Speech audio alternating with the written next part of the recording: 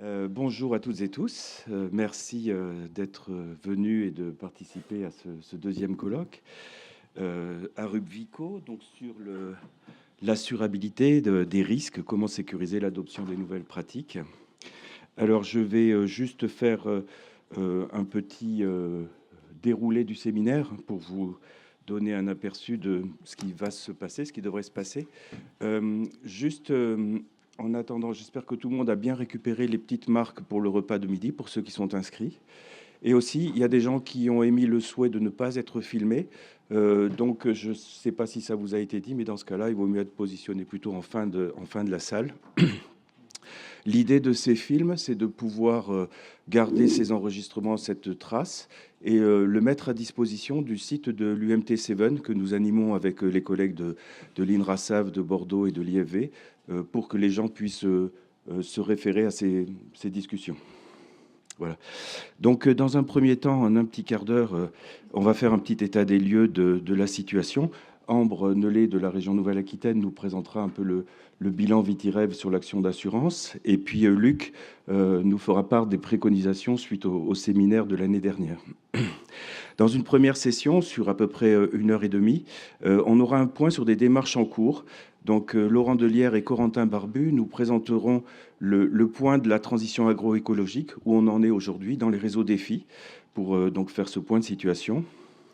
Et ensuite, on fera un petit temps de questions. On va regrouper les questions après ces deux interventions, parce qu'il pourrait y avoir des questions similaires sur les deux sujets, vignes et grandes cultures. Ensuite, on enchaînera avec un petit film de Bruno Tisser sur les machines à vendanger, où en sont les pesées embarquées en termes de précision. Et Jean-Pierre Dacosta de Bordeaux Sciences Agro nous fera un point sur le numérique et l'IA en termes de maturité, de perspective en tant qu'outil pour aider à l'expertise des rendements.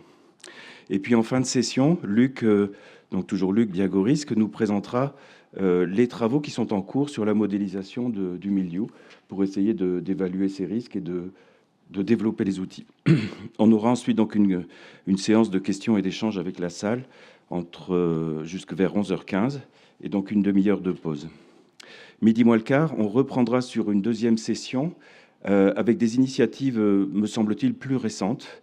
Donc Thibaut Pérez Pour une agriculture du vivant et Léo Berthe, Chartres Métropole, viendront nous faire un exposé sur les services environnementaux régénératifs et leur paiement. Donc voilà, sur la construction de coalitions territoriales, publiques, privées, comment aussi mettre en œuvre des actions pour protéger l'aire de captage des eaux. Ensuite, Johan Bérezia nous présentera un essai de changement de paradigme sur l'économie de fonctionnalité. Comment est-ce qu'on peut repenser la maîtrise du risque sur l'ensemble de la filière. Et donc, il nous fera part d'une expérimentation en grande culture qui est conduite depuis 4 ans.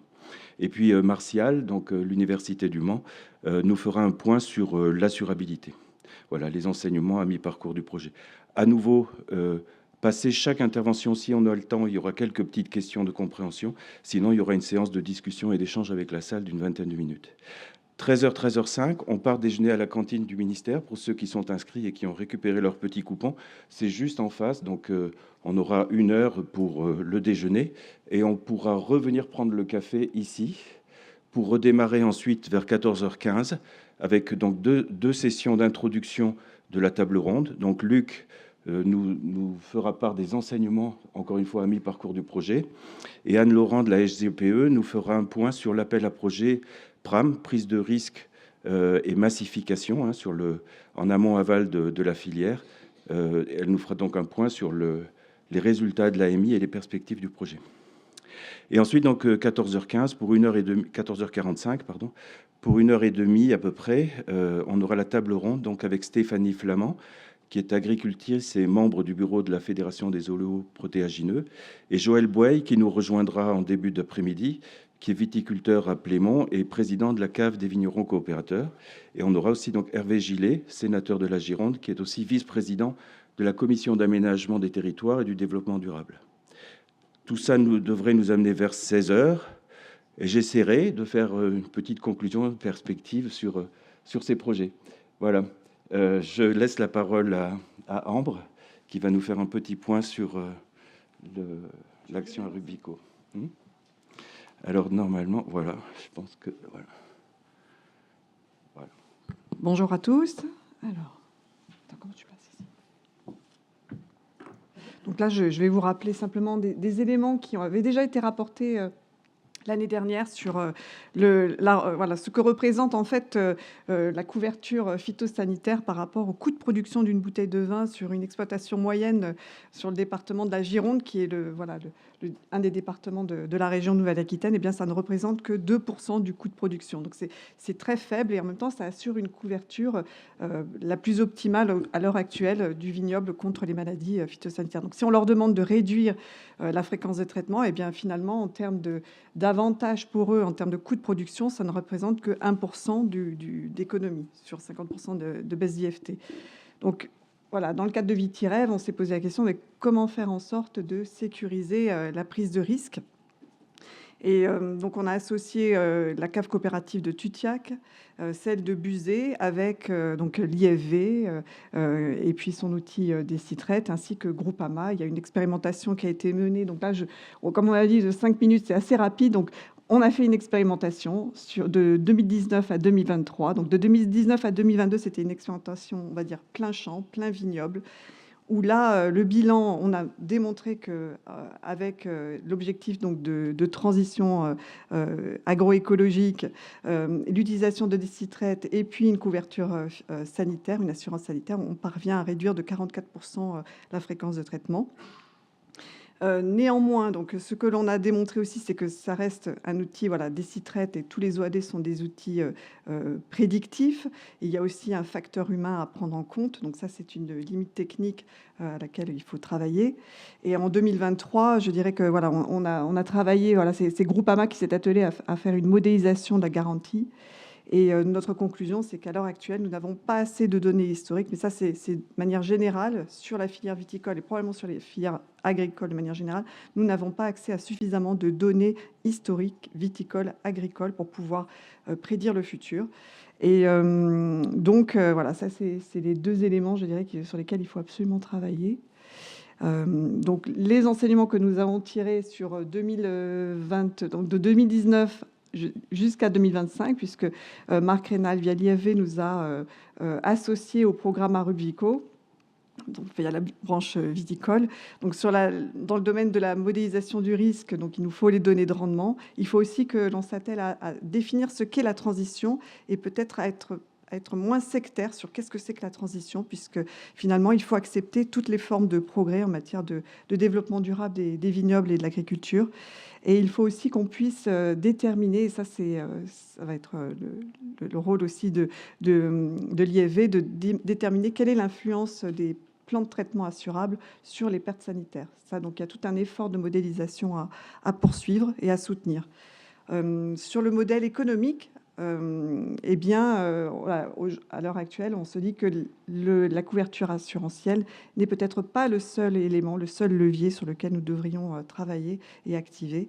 Donc, on va devoir voilà, déterminer quels sont les meilleurs leviers. Donc, la Banque des Territoires a déjà fait un travail remarquable l'année dernière de screening de l'ensemble des dispositifs sur lesquels on pourra s'appuyer.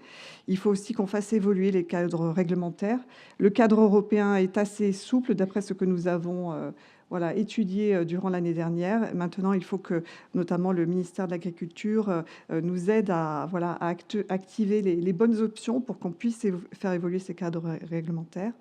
Il faut aussi que l'on travaille sur des automatisations, des formes d'automatisation du suivi et du contrôle des vignobles. Parce que si on met en place tous ces outils-là pour sécuriser le risque, il faut aussi qu'on soit en mesure, de manière très simple, automatique et fiable, d'évaluer si les viticulteurs ont fait le job et voilà, et quel est le niveau de perte de rendement.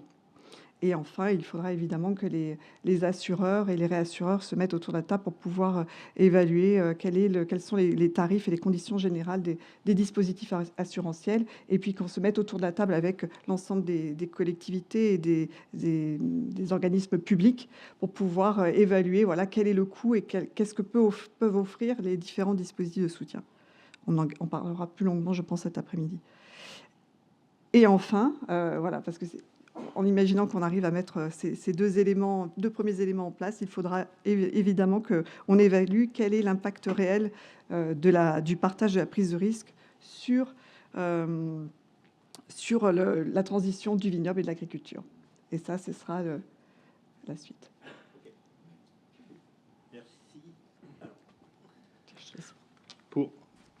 Pour poursuivre, je vous propose de revenir sur les enseignements qu'on avait tirés à l'issue du séminaire de l'an dernier.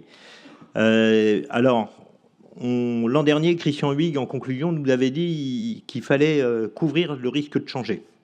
Et donc, à partir de cette proposition, on peut tirer quelques leçons. La première, c'est que c'est sans doute nécessaire, parce qu'il y a besoin d'accompagner les agriculteurs pour accélérer l'adoption des nouvelles pratiques. C'est légitime, à notre avis, de développer des systèmes de sécurisation, parce qu'il ne serait pas normal en fait que les agriculteurs soient les seuls à assumer le risque, et surtout quand le risque est important, comme on va le voir sur certaines productions. Et donc, la question qui se pose, c'est de voir comment on va pouvoir partager ce risque de changement entre les acteurs, que ce soit au niveau des filières et des pouvoirs publics. Alors ensuite, il y a un sujet de débat, c'est, nous, on estime que c'est réglementairement faisable. On a eu le débat lors de la table ronde l'an dernier avec le représentant de la Commission européenne. De ce point de vue-là, l'interprétation qui est faite aujourd'hui est peut-être un petit peu différente.